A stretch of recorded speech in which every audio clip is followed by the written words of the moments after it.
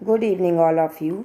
आज मैं class 12th ROA भाग 2 का लेसन 4 कैमरे में बंद अपाहिज समझाने जा रही हूँ, जो रघुवीर सहाय जी द्वारा रचित है। तो बच्चों, पहले मैं रघुवीर सहाय जी का जीवन परिचय बताऊंगी कि रघुवीर सहाय जी का जन्म 1929 लखनऊ उत्तर प्रदेश में हुआ था और जो इनका निधन हुआ वो 1990 दिल्ली में हुआ था। इनकी कुछ प्रमुख रचनाएं थीं। अज्ञे द्वारा संपादित दूसरा शतक में आरंभिक कविताएं, महत्वपूर्ण काव्य संकलन सीढ़ियों पर धूप में, आत्महत्या के विरुद्ध, हंसो हंसो जल्दी हंसो, पत्रकारिता, ऑल इंडिया रेडियो के हिंदी समाचार विभाग से समृद्ध रहे। फिर हैदराबाद से निकलने वाली पत्रिका कल्पना और उसके बाद दैनिक नव भारत टाइम्स तथा दिनमान से समृद्ध रहे। इन्हें साहित्य अकादमी पुरस्कार से भी सम्मानित किया गया। रघुवीर सहाय समकालीन हिंदी कविता के संवेदनशील नागर चेहरा है। सड़क, चौराहा, दफ्तर, अखबार, संसद, बस, रेल और बाजार की बेलोज भाषा में उन्होंने कविता लिखी, जो हम लोग आमतौर पर सुनते हैं, सड़कों पर सुनते हैं, रेलों में सुनते हैं, बाजार में सुनते हैं। तो ऐसी भाषा को उन्होंने अपनी कविता में स्थान दिया। घर मोहल्ले के चरित्रों पर कविता लिखकर इन्हें हमारी चेतना का स्थायी नागरिक बनाया। हत्या, लूटपाट और अगजनी, राजनैतिक भ्रष्टाचार और छल छंदम इनकी कविता में उतरकर खोजी पत्रकारिता की सनसनीखेज रपटे नहीं रह जाते, अन्वेषणात्मक का माध्यम बन जाते हैं। यह ठीक है कि पेशे से वे पत्रकार थे, लेकिन वे सिर्फ पत्रकार ही नहीं, सिद्ध कथाकार और कवि भी थे। कविता को उन्होंने कहानीपन और एक नाटकीय वैभव दिया। अब बच्चों, मैं अर्थ के बारे में बताने जा रही हूँ। कैमरे में बंद अपाहिज। हम दूरदर्शन पर बोलेंगे, हम समर्थ शक्तिवान, हम एक दुर्बल को लाएंगे एक बंद कमरे में, उससे पूछेंगे तो आप क्या अपाहिज हैं? तो आप क्यों अपाहिज हैं? आपका अपाहिजपन तो दुख देता होगा। देता है? कैमरा दिखाओ इसे बड़ा बड़ा।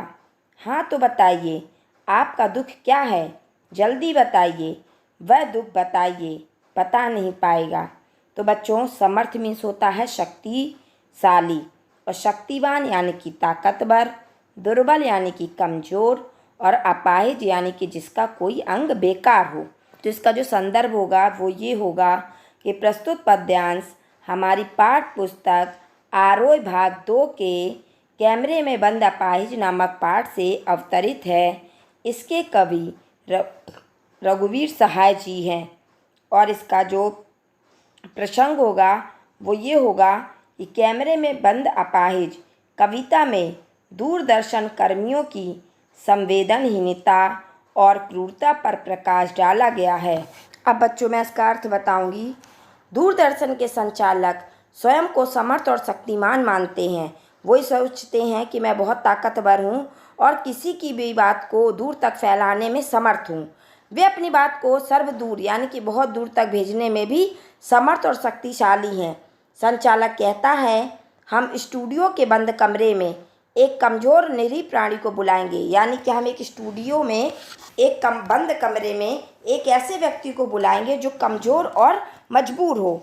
हम एक लूले लंगड़े या अपाहिज को कैमरे के सामने लाकर उससे पूछेंगे, तो हाँ बताइए कि क्या आप अपाहिज हैं? यानी कि हम उससे यानी कि लंगड़े लूले व्यक्ति से कैमरे लगाकर कैमरे के सामने पूछेंगे कि हाँ तो बताइए कि क्या आप अपाहिज हैं? वह इसका उत्तर दे इससे पहले हम दूसरा प्रश्न उससे पूछ लेंगे कि अगर आप अपाहिज हैं तो आप क्यों अपाहिज हैं? यह प्रश्न बहुत बेतुका होगा, क्योंकि जो व्यक्ति पहले से ही चल नहीं सकता और अगर हम उससे ये पूछें कि आप अपाहिज हैं और अगर आप अपाहिज हैं तो आप अपाहिज क्यों हैं, इसलिए अपाहिज इस पर मौन रहेगा, वो शांत हो जाएगा।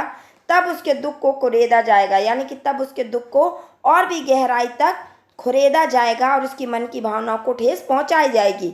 उससे प्रश्न पूछा जाएगा, आपका अपाहिज होना आपको बहुत दुख देता होगा, आप औरों की तरह चल नहीं सकते, दौड़ नहीं सकते, तो जो आप अपाहिज हैं तो आपको बहुत दुख होता होगा।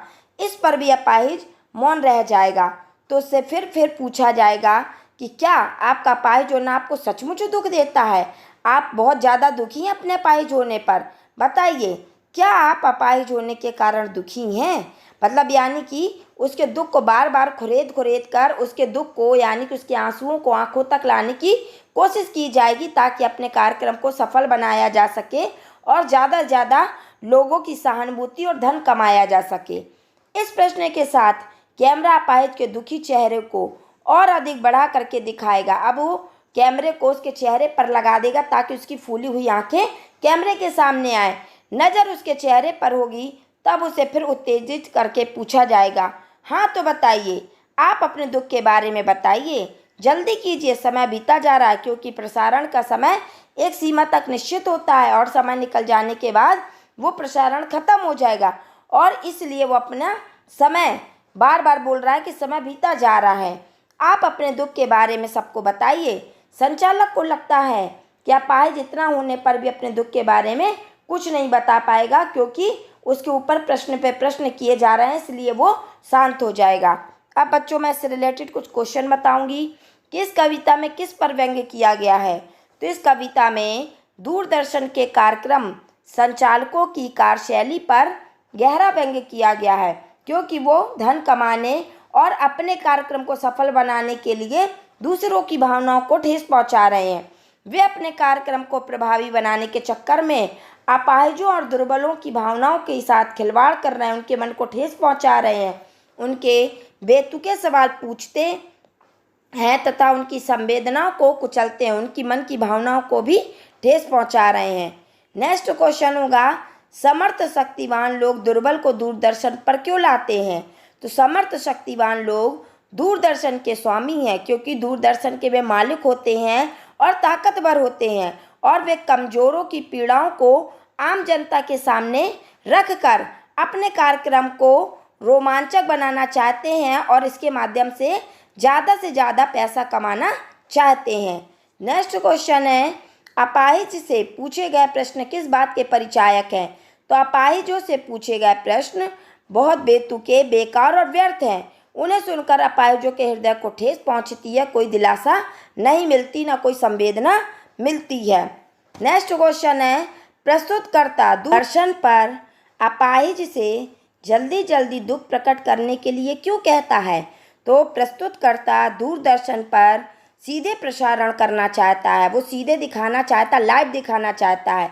उसके एक मिनट की बहुत कीमत होती है, इसलिए वह चाहता है कि अपाहिज अपने दुख दर्द को बिना समय गवाए पूरे जोर शोर से बताए, ताकि लोग सुनकर दुखी हो जाएं और उसका कार्यक्रम सफल हो जाए।